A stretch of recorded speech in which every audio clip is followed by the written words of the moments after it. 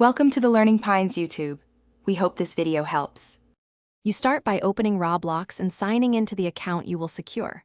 Once signed in, tap the gear or three-dot menu and choose Settings, then Privacy. This is where you control who can contact, join, or interact with you. Make sure you have your account password and device PIN close at hand, because Roblox may ask to confirm identity before showing some options. After accessing privacy, pause and scan the available categories so you know which parts to change first. Next, you adjust interaction settings to limit contact and exposure. Change chat permissions to friends or no one depending on your comfort. This prevents messages from strangers. Then set who can join me, follow me, and who can view my inventory to friends or no one so unwanted players cannot enter your games or see items.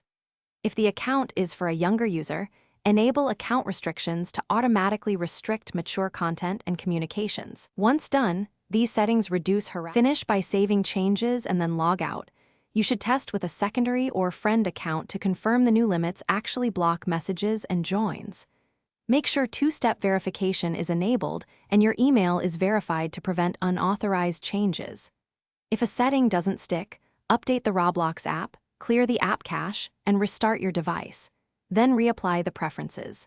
If problems persist, document the issue and contact Roblox support with screenshots.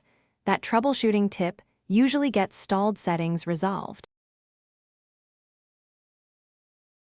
Thanks for watching. Consider subscribing if we helped you.